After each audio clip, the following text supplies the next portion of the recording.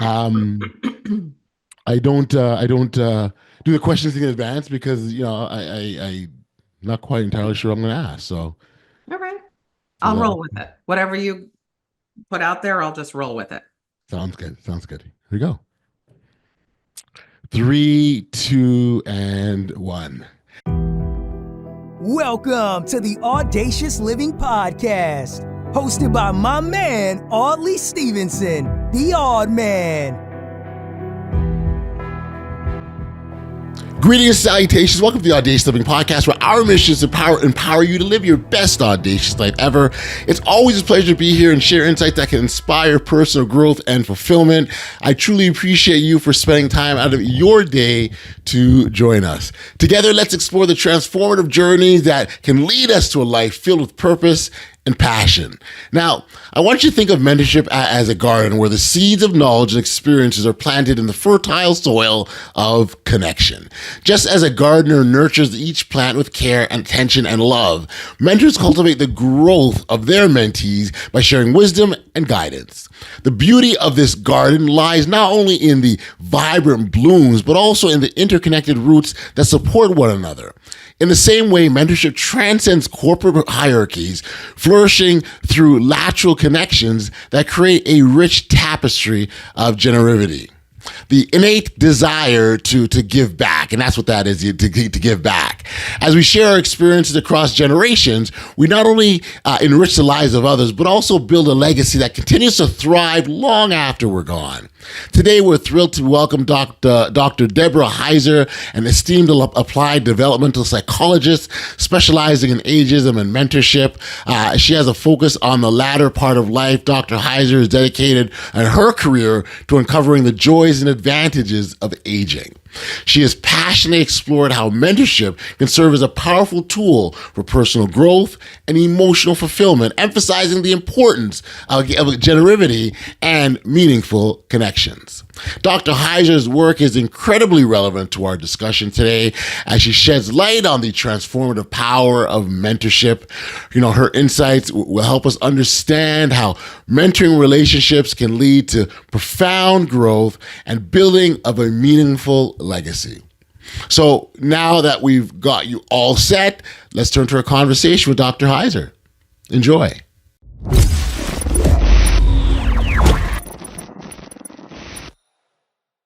Hey, Deborah, thank you for joining me here today on the Audacious Living Podcast. I appreciate you for taking the time to be here. So thank you. Thank you for having me. I'm really excited to be here today. It's great. I'm always thrilled to sort of engage in conversations that can help individuals on their own life pathways of to achieving their personal success that they're after. And you spent a lot. You do as a applied developmental psychologist. You specialize in sort of an ageism midlife sort of work, but as well, mentorship is a big part of what you also do too. And so I think there's some key relevancies in terms of what we talk about here on this podcast of living an audacious life and things that we can do to get there. And so maybe as a starting point, Deborah, I'll get you to introduce yourself to our audience and tell us a little bit about your work and what's got you to the point that you're at now. Sure. So I'm an applied developmental psychologist, and I have focused on the second half of our life, so midlife on. And I started my career looking at everything nobody wants to have or get, all the things that scare us about growing older. And someone along the way said, what do we have to look forward to? And I was stumped. I was like, oh, I don't know. I hadn't even thought about that. So I pivoted and really started to look at what we have to look forward to from the midlife point on. And I was shocked at how many good things there are. I mean, it really is. We have a lot to look forward to, and we should expect to be happier as we get older. All of these things that nobody was talking about and that have been really researched for a long time. So what I did was I really started to focus on what happens right in midlife. Okay. So right after we figure out who we are, we sort of are feeling pretty comfortable in what we've chosen to do with our expertise and all of that. And what age around is that? Because it may not necessarily be the same for everyone. That's around 40 to 50. Now, the thing is, this is an emotional milestone, but just like walking and talking when we're babies, that you could walk at 6 months or 16 months. Right. And neither means you're going to be like some kind of elite athlete if you start at 6 months. We're all kind of about the same, no Right. matter what. And the same is with this emotional milestone. It doesn't matter if you started it earlier or later. Okay. But what happens is we hit a point where we're like, oh my gosh, I need to give back. It's a desire that we have that's sort of built in. And we don't think about that when we're younger. We think giving back, like that's just do-goodery that, Right. I don't have to do that. Right. But we feel compelled to. And the reason is because it's like we're taking so much in and we want to let it out so that we know that we feel like we matter. Right. It's not just a legacy. It's so that we say, I actually matter right now. And I feel useful. I feel relevant. I feel validated. So there are 3 ways we do that: mentoring, volunteering, and philanthropy. Okay. Now, we're all doing this all the time. Right. But when I started to pivot and look at it, I really wanted to look at mentorship because that's how we're generating a piece of ourselves out into the world. And I was curious to know what that looked like, because we hear the term mentor all the time, but that's a nameless, faceless person to most of us. And I wanted to figure out who those people were. So I started to really research who those people were. And I talked to about 45 people from grandmas to generals in the military, to see what they had to say. And they all said the same thing.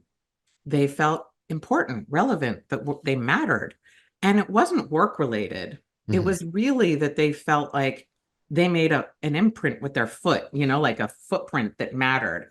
So what I did was, as I was speaking to people, they were saying, I don't have access to mentees. And I thought, really? Like, I was talking to the top 1% in their fields, and they were like, yeah, I don't have access to people to mentor. And I was shocked. So one of them was Bill Cheswick, and he's one of the fathers of the firewall. And he said, I'm getting ready to retire. I'm going to go live on a farm, and I'm not going to have access to anybody to mentor. And it's not like he could go to a park and say, hey, kid, you want to mentor? Right. That's not going to work out well. Right. So we decided to start with just a couple people to really get them in front of kids to mentor and see what would happen. And what happened was it went so well that we moved from 10 to within 6 months to 60, then to 80, then to 100 mentors, like astronauts, artists, astrophysicists, all of these people. And that was what was shocking to me, is that mentorship is not sort of the way that we think about it from work, that it's a way to get people to be more productive who work in the workplace. It's really our personal development and the way that we think of ourselves. I'm just what I'm really pleased at is to hear that people generally want to give back, because that's for a lot is what it is. It's about giving back and helping others, shortening the learning curve, if you will, right? Like, hey, I went through all these mistakes or these lessons, and here's what I've taken from that.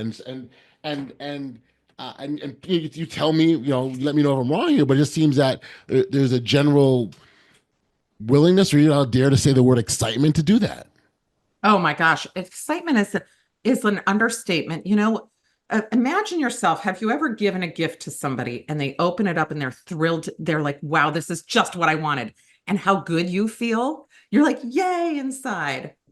And that's how mentors feel. They feel like, oh my gosh, somebody wants what I know. Right. I mean something to them. I'm important. That's exactly how we feel. And nobody ever presented it as that. We all think of when we ask for help from somebody, that we're a burden to them. Right. We're not at all. So we all willingly give things away to people. We give gifts at the holidays. We do all of these things because we like to. Nobody forces us. So mentorship is exactly the same thing. And the difference is that we're actually giving a piece of ourselves that lives on in somebody else. So we get to be like, I'm immortal in some way. It's a And legacy thing, right? Like a bit of a legacy thing. yeah. And the comments you just made about them feeling value in themselves, it's not something I would have necessarily thought of right away, but there's some real good power in that too, and makes sense. Value is one of the big things that we're passing on. Most people, like, really, mentorship got hijacked by corporate America. And it's really thought of as a workplace thing. Like, how can we get more out of our employees? And I'm not trying to sound negative, but here's what mentorship really is. If we go back to it, how was religion passed down for centuries? Mentorship, but we don't think of it that way. How are the values and traditions of your family passed down? Do you just wake up one day and pop out of a box and you're like, I have the culture and values of my family? That's right. That's right. Every holiday when you get together and you are eating the same food every time and you have the same recipes and you're anticipating them when you go and the same way that you do things, that is passed down. Those are the things that really matter to us. It does not matter as much to think, wow, I have the accounting skills that have been passed down. That doesn't translate to centuries, but our culture and values do. And when we know that we're passing on, this is why grandmas and grandpas are so important.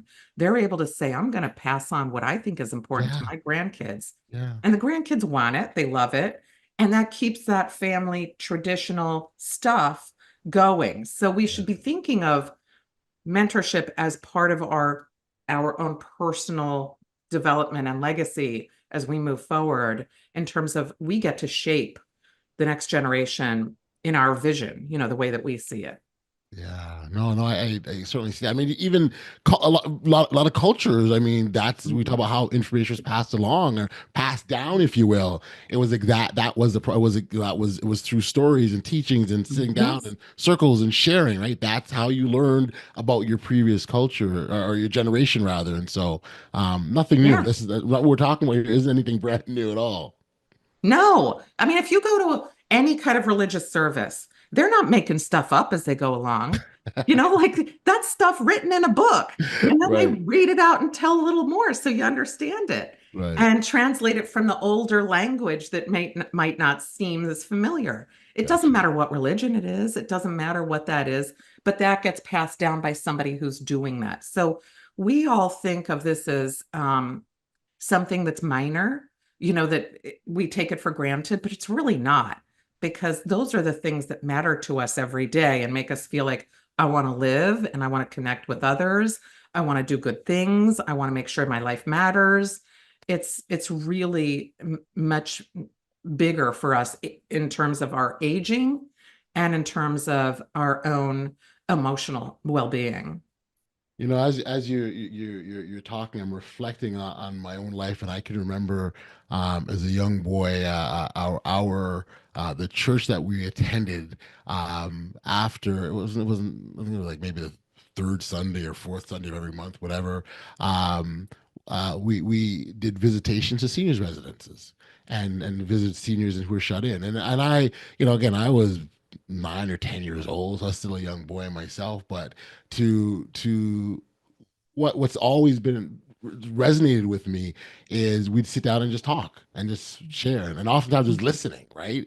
And you're hearing stories and you're hearing about experiences and you're hearing adventures, and it was just a very cool experience. And so now reflecting on that time, it certainly was impactful because it gave perspective to me as a young boy, but it also showed, and as I reflect now, the value that comes with age and the aging process. And what that group that you were going with, they were mentoring you. They were saying, here are our values. We connect with people and we value people who are here in this facility where we're going. That is really the message that is there, that, what, these people are not forgotten. They are that we value them. That was a culture and a value that was passed on to you that resonated with you. You still remember it now. Sure. So those folks that took you there were mentors. And we don't think of it as that. No. We think, oh, I went on a field trip. But that's passing on a cultural value. And now you are remembering that and saying, that's important to me. I'm going to continue to pass that on. Yeah. That message and value that I got in this way, you could translate it and pass it on in a different way, but you're still doing that. You're a vessel that moves that along. For sure. I want to go back to something you said early on near the start of this conversation. We started talking about, what we can look forward to as we age. And so I'd love to hear your perspective.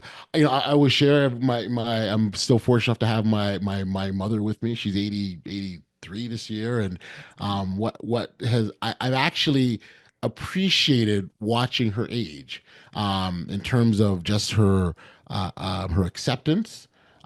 She was for many, many years a very prideful woman, and she really and wouldn't ask for help, and now she does quite regularly.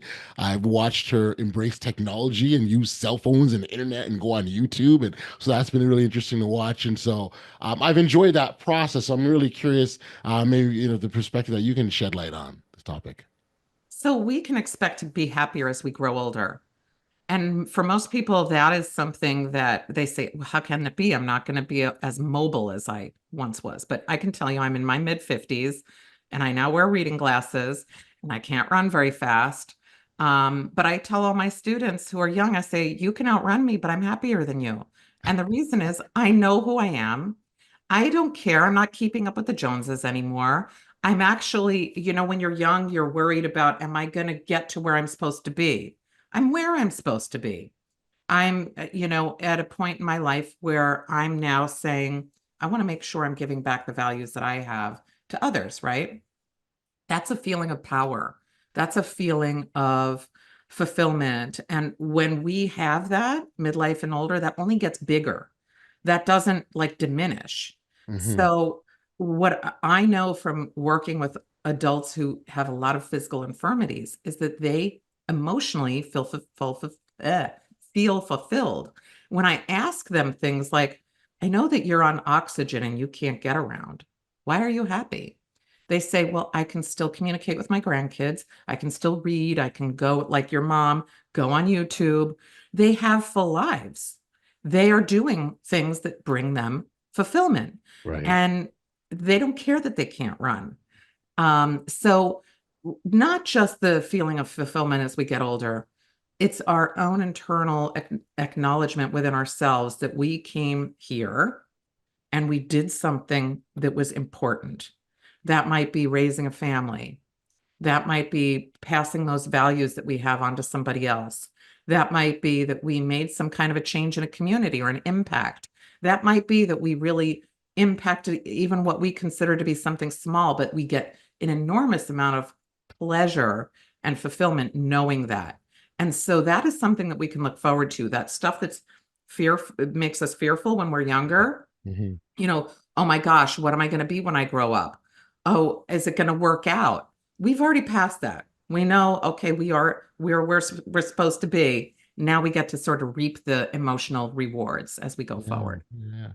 And I would imagine that when you sort of get to that point and you can look back at your life and sort of see your body of work, if you will, right, and your accomplishments and I think too that perspective does a wonderful thing to help you appreciate sort of the ups and downs of life, right? So in the moment, right, when you're experiencing what you're experiencing and it's hard and it's difficult, it's challenging, it's not. I would imagine it's more difficult to experience or appreciate what you're going through because it's hard, right? But when you sort of get to that point where you can look back and you can see everything, and oftentimes in past sort of talk about connecting the dots, right? You can kind of see where the dots connected, and I had to go through that to get here, and if I didn't do that, I wouldn't get there, kind of a thing. But you can appreciate where you're at because you can see it all, and I would imagine that's a big part of what feeds into people's happiness. Oh, for sure. All of those things. I remember. Even for myself, looking back and thinking, how did I do all that? Because I had 2 kids a year apart. And I remember thinking, and I took them to work with me because there was I was busy. Yeah. And, I look back and I say, wow, that was a great time. And when you're in it and you're tired and you're not sleeping and all that, you don't get to appreciate it, but you do get to later. And you do get to even see the things that you kind of cringe about. We all have that. We're like, "Ooh, that wasn't the best thing," or, "Ooh, that was not a great period of time for me." Hmm. And you can say, well, what did I get from that? You're able to have some distance from the highs and the lows and process it and say, all right, it's okay. Or you can rectify something that you felt like you left unresolved. It's a time where you get to clean up and you get to sort of put it all together and make a really good story out of it. So I could, for example, if I felt like I didn't have a good relationship with somebody, I can change that now. I can go back and say, I'd like to work on that. And that feels good to be able to do that because you don't feel insecure like you did when you're in your 20s. Or I could say, you know what? I'm going to give myself some credit for all that hard work I did during that period of time. And Hmm. that's nice to have all of that. Yeah. It's the just again the idea of being able to look back and just Mhm. appreciate all that's taken place and accept everything for what they were Yeah. at those times is just I think it's a nice feeling to have, and so it's a great one. With all the individuals that you spoke with, you talked 45, I think you said is the number of people that you had an opportunity to chat with. Where does legacy fit in for them? How important is that, having a legacy that you leave behind? None of them said I was working on a legacy with my mentee, but they just weren't putting it that way. They were Mhm. getting that what happens with mentorship is you have a meaningful and deep connection with that Mhm. person. Mhm. And that's really what the core of all of this is. So they were feeling really connected to the person. And when they succeeded, the mentee, they felt the same joy that we see when people feel when somebody opens up a gift that was exactly what they wanted that you Right. gave them. And so they were experiencing that. Later, they were able to say, oh, yeah, that's a legacy. In the moment, they didn't feel that. The Right. connection is what felt so good. When we're young, we're supposed to make a lot of friends, superficial friends, because we're figuring out who we are. Yeah. And as we get older, we sort of, slough off some of those superficial friendships and have a smaller core of meaningful connections. You could have one or five. It's not a matter of quantity, it's quality, right? Right. When you're building that mentoring, you're building another quality relationship. And that is what matters because you get to see that you have impact on someone that is exactly the way that you are hoping to change that person or change the community or change the world. You're able to see that. And so it's really the connections that change for us. We have more room in our Hmm. midlife to Right. develop another strong emotional connection. That could be a grandchild, that could be somebody at work, that could be a friend. And so that legacy then comes later when we reflect and we go, oh, yeah, I remember that. That felt good. And you know Hmm. what? Now I see how they're doing and I see my tradition being passed on with that person. Got you. I got you. I wonder if you can make the distinction. I know you referenced sort of lateral mentoring and then the hierarchical mentorship. Can you make the distinction for the two for our audience who might not be familiar with Sure. those terms? So when we think of mentorship, we only think of hierarchical, and most people think of work, right? Sure. So if you think of mentor, you think, oh, somebody's going to help me enter the work field, or once I'm there, they're going to open a door and get me into a higher level of the position I want to be in. Okay, so we understand hierarchical. Now that could also be in our personal lives. That could be Sure. grandparent, grandchild, whatever, or whatever we want to make that be. But the way that we all naturally mentor, the most impactful form of mentoring is lateral mentoring. And that's when you look to your left or you look to your right and you're stumbling through something and somebody says, hey, I can help you with that. And then they do. And I'll give you an example of how that looks. It can be in work or it could be in home. Hmm. But so Bill Cheswick, who I told you about, he was one of the first mentors with the Mentor Yep. Project. So he was at work and he worked at Bell Labs, and his boss said to him, hey, Bill, I want you to work on internet security and you're going to make the first firewall. Okay. So he was like, okay. So, they're all doing all this amazing stuff there. He starts working on it and he can only get so far because not one single thing that's ever been innovated was by just one person. we don't hear about the silent people next to the person that helped, but it was never done in a silo. So he got as far as he could. And then he wheelied himself in his wheelie chair down the hall to his friend Steve, who he said, you know what, Steve knows a little bit more about this kind of engineering that I don't know. So he said, hey, Steve, can you help me out? Now, Steve, it did not help Steve to help Bill out, but he liked Steve, but he liked Bill. Bill was a nice guy. Yeah. We all do this. Somebody asked us for help and we're like, sure, I'll help you. So he started to teach Bill what he knew. And then Bill was able to get the network firewall, further and further along. He kept helping him. He kept incorporating his knowledge. Finally, the network firewall was built, and they together wrote the first book on network firewalls. But this is something that changed the world. We're now communicating because of that. But this was not Bill alone. His boss never knew that Steve helped him. Right. And so how often have you gone someplace and you've asked somebody for help, or somebody asked you for help and you were like, of course, that's lateral mentoring. And that's how if you're an entrepreneur, you only have lateral mentors. There's nobody above you. Right. Yeah. If you're in tech and you build something, you didn't go in like a closet and go do it by yourself. Steve Jobs had Steve Wozniak. We have all of these lateral mentors around us. Right.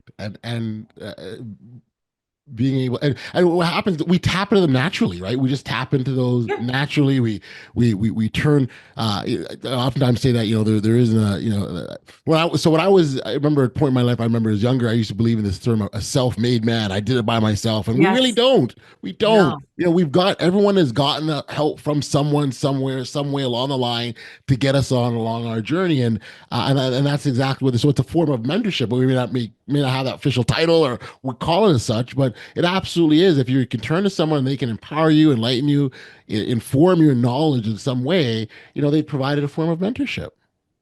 We only started using the term mentor, I don't know, like 15 years ago. Okay. And, it was used loosely and in maybe like some settings with nursing and other medical things a little bit more. But this is a term that is new to us. We're now hearing it all the time for hierarchical, right, at work. Yep. But nobody's using lateral mentoring. And that is why people say, well, I just was helping. Well, that's what mentors do. Or I was collaborating. No, it's really different than collaborating. Collaborating is if I said, hey, do you want to come and co-write a book with me? We'll go do that together. That's collaborating, right? Yes. And if I said, though, to you, can you teach me a little bit about podcasting? You're so good at it. Can you teach me a little bit so I could learn how to do that? That would be mentoring. I'm asking for your expertise that I don't have, and you can teach that to me. Right. And in fact, there's a whole lot of new modern mentoring, and I write about lateral mentoring and modern mentoring in the book that I wrote, The Mentorship Edge. You're a form of a modern mentor. You are getting information out to others in the world through your podcast. You don't know them, but everyone who tunes in and listens and downloads and says, ooh, I like that. That's you. Yeah. You just passed something on to them. Right. That's an excellent way of framing it. I would never have thought it that way. I mean, the reality is, Deborah, we're having this conversation here and we truly don't know who's going to listen, what kind of impact it's going to have on their lives. We don't. We're just trusting that this is the messages that are worth sharing and value in that, and hope it gets to where it needs to get to. And whether that feedback comes back, it may or may not, right? But nonetheless, it still happens. And that's an important part of the process. And I think that's why the significance of continually sharing is the right way of doing it. Always being connected. It's connection. Like you're connecting with people, you may not know them. So it's a weaker form of mentorship. It's still mentorship because there's not that two-way, you don't know everybody who's connecting with you, but that's still a connection. You are connecting with so many people. And the ripple effect of that is that we often can't see it, especially in the modern times that we live in with all the technology. Sure. We may not see it, but there's a ripple for every person that says, ooh, I like what he said. I'm taking that in. That's now a piece of me. They then go, they don't just hoard it and keep it for themselves. We're not like Right. Daffy Duck on that pile of riches. We Right. go out and we spread it. So Mhm. like, I just hope that others like yourself who are doing what you're doing can understand that you are making a bigger impact than you could ever know. Yeah. It's funny, the word impact came to mind, and you took the word out of my mouth, because I think that's a big part of this at the end of the day, is having that impact. But I'm going to add in a positive fashion. And there is some great significance in that, and certainly in this mentor, whether it be the formal mentor relationship or informal. Mhm. I want to sort of shift slightly to our focus on mentors in terms of maybe are there particular qualities or aspects that are important to them to have, or I guess maybe one of the things that make up a quality mentor. So let me define mentorship, because this is another issue with it sort of being hijacked in Hmm. terms of the term. It's like saying, I'm going to give you a handbook for making friends. Okay. And we look at mentorship like we should be looking for some person out there that we're going to be like, hey, mentor, and they're going to be like, hey, mentee. And it doesn't work like that. Just like if you walked up to somebody and you're like, hey, you want to be my friend? They'll be like, no, weirdo, leave. Like, so it doesn't quite work like that. So a mentorship has 5 ingredients. It's the Okay. same as if you make brownies, there's essentially 5 ingredients. You leave the sugar out, it's going to look like it, but it won't taste like it. So here's what it needs. It needs that component of generativity. Somebody has to want to give back. And then there has to be somebody who wants to receive what you're giving back. Okay. So if I said, hey, Audley, I'd like to give you some, I don't know, like accounting mentorship. And you're like, ew, I don't want that. I want some, that's not going to be a connection. Is that bad? No, it's just not a connection. Not a connection. So you need to have the person that is the recipient and the person who's giving, and that person has to want to do it. That's the generative component of it. Gotcha. That's a new term for me. I've never heard that before. It's been around a while, but it didn't pick up a lot of, nobody's really picked that term up, but it's Okay. generativity, generating something from yourself out into the world. Then the next thing is it has to be not an explicit kind of external reward for doing this. Okay. It has to be an internal one. So, and what I mean by that is if I said to you, hey, Audley, would you like to go give your time at a soup kitchen, giving out food and beverage to hungry, thirsty people? Most people say, yeah, of course, I'd love to do that. And I'll say, well, why? You're not getting paid. And they'll say, because I feel so good. I feel like a good person. And it makes me feel amazing. But if I said to you, you know what? Don't go to the soup kitchen. Go to Starbucks and volunteer your time instead. Mhm. Then you'd be like, ew, no, I feel exploited and taken advantage of. So we need to have that internal motivator, the kind of thing that if you like to do something, you're going to do it for no pay. Gotcha. If you like to read books, if you like to listen to music, as soon as you add pay to that, it changes the, Yes. component Yeah. of it. True. So you need to have the internal desire to do it. The next thing is you need a meaningful connection. So if you don't like the person, that's not going to be good. If you go to make a friend with a person and you're like, they are perfectly reasonable person out there, but I just don't like them. Or you know what, they're okay, but I'm going to keep them at superficial friendship level. That we can all relate to, because we are not friends with every single person who crosses our path. Right. So mentorship requires that we have a meaningful connection with that person. They matter to you. And so the next thing is to have trust. Yes. And this is a component that most people forget about. But if I go to work and I feel like if I say to you, you're my boss, or somebody 2 levels above me, and I say, oh, I'm not telling Audley about what I don't know, he's going to give me a bad performance review, or he's never going to promote me, or he's just going to think I'm stupid. Likewise, if you are somebody who is looking for a mentee and you think, and this happens in finance a lot, they think they're going to steal my idea. This can happen in entrepreneurship. I don't trust them. They're going to run away with my idea. So we have to know, or they're going to just not do anything with what we're giving them. There's nothing worse than giving a gift and somebody's like, I've got enough. Like that just feels terrible. Yeah. So that trust component is a big one. And then finally, there has to be a goal. So it doesn't have to be that one lasts forever. And it could be that it's a one-time thing. I Right. have a goal. I want you to teach me the lay of the land of this place. Just that's it. Help Mhm. me out there. Now, we may end up saying, you know what? We have a meaningful connection now. Now our goal changes to something, and it can change and shift over time. So mentorship can be a one-off, or it Mhm. could be a lifetime thing. It doesn't matter. But within that, a good mentor and a good mentee is somebody who's not throwing the other person under the bus. You can be trusted, and you are there because you want to be, not because somebody's paying you. If you're paid, you're not a mentor. Gotcha. And so that you have the goal of one person is giving something and one person is saying, that is so valuable to me that I'm going to carry that on and move it along. So that's real. You don't have to say, if somebody says, oh, yes, to be a good mentor, you have to listen. That's like saying to be, you should be. Like, come on, it's Yeah. like a Like friend. You have minimizing a it too, friend. right? It's so much more than that. Yeah, like people will say, I have a list of all the good things that you should be as a mentor. It's like saying, I'm going to do these things as a good friend. No, if you're not listening to me, you're not my friend. Like if you are going to do something negative to me, you're not my friend. The same components go into mentoring. So if you think about, you naturally know how to be a friend. You're going to naturally know how to be a mentor. It's the Right. same idea. You do Yes. not Yeah. need a list of special qualities to do that. We all are built to know how to do this. Mm.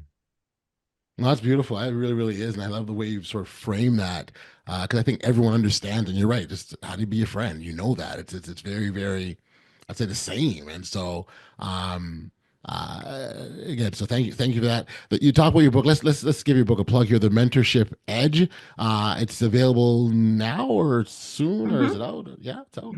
It's been out since November. It's on audiobook. Yeah, I know I love audiobooks, so if people like that, it's sure. free if you have that one click on Audible. But so it's available in every format and everywhere you can buy a book. For sure, for sure. Well, Deborah, I really sort of appreciate the insights on doing mentorship, and I'm very curious. What led you to do the work that you're in? I mean, I'm sure this is the part. So very much sounds like a passion of yours and something that you're not just a choice that you made. I'm just curious, where'd that come from for you? In terms of aging, I visited my grandma who lives in Florida, and I Hmm. was like, I don't know, 19 or 20. And she was the funnest, coolest grandma that ever lived. I could go there with no clothes packed and just wear hers. Yeah. She was like amazing. And so I went down to visit her, and she wasn't herself. Hmm. She was grouchy and Hmm. irritable and not even cute looking, like she always was. And so I said to the person at the independent living place, hey, what's wrong with grandma? Yeah. And they were like, don't worry, we're going to fix her. And I was like, what do you mean you're going to fix her? And the person said, yeah, she's depressed. She's taking a new medication for her. She had COPD. She's Hmm. taking this medication, and it's affecting how she feels. We're going to change her medication. She'll be fine. And I was like, okay. And she was a psychologist, and I never knew what a psychologist was. I didn't know what depression was. And I came back a few months later, and grandma was fixed. And grandma even had a boyfriend. Like grandma was like new, improved grandma 2.0. Go grandma, And so I go. was like, I am going to fix grandmas. That is what I am going to do, because my grandma was everything to me. So I did. I went into psychology, and I was like, I'm going to study aging. And then, mentorship, the work with mentorship came about because I was really so curious about why it is that we have all of these top people in their fields who have no ability to connect with people. To Hmm. me, it felt like we were burning down libraries. Yeah. Imagine all of the intellect, we're wasting our most precious natural resources, who have no way to give back to others Yeah. because they're not connected. So I Yeah. really wanted to form the Mentor Project and see that move forward and get out the real story of what mentorship is, because it's all just connections. And look at the world we have Mhm. now. We have the perfect opportunity to take all of this technology that we have and connect in new ways and make the world we want it to be. And it's so fitting for this podcast. So we're encouraging individuals to live that best audacious life, and you think of your entire life, you've done that, and now what do you do with all this this acquired knowledge and insights and resources and experiences? It's being able to pass that along through the mentorship process. So I think it's very, very, very fitting, and glad to have this conversation with you. Congratulations on the work, and thank you for being a guest here on the Audacious Living Podcast. Thank you for having me. It's been a real delight. And thank you for mentoring every day you do a podcast. Awesome. That's another, I'm going to add that to my title there. I'm also a mentor and other things I do. Thanks, Deborah. Thank you.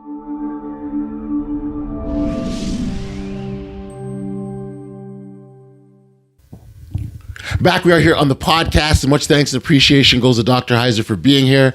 She emphasized that mentorship should be viewed more than just a kind of a corporate tool. Yeah, it's a deeply personal and emotional journey that enriches both the mentor and the mentee. She distinguished between hierarchical and lateral mentoring. There's a big distinction between the two, and highlighted how lateral connections often create more meaningful relationships. What I absolutely loved about our conversation was the way Dr. Heiser articulated the emotional fulfillment that comes from mentoring. It reminded me that when we share our knowledge and experiences with others, we create ripples of impact that can shape the lives of other people for generations to come. I encourage you to connect with Dr. Heiser directly to learn more about her work and insights. You can find her contact details in the show notes below. Additionally, her book, The Mentorship Edge, is also available now in all formats. Be sure to check it out for more valuable insights into the world of mentorship and personal growth. I want to take this opportunity to thank you for tuning in to another edition of the Audacious Living Podcast. If you've enjoyed this episode, please take a moment to like, follow, subscribe, or share. Your support helps us to continue to grow and reach even more listeners who are eager to live their best audacious lives. Until next time, stay safe, be kind, show love to one another, and be audacious. You've been listening to the Audacious Living Podcast, hosted by Audley Stephenson. If you enjoyed what you heard, be sure to like, subscribe, and share. Until next time, be audacious.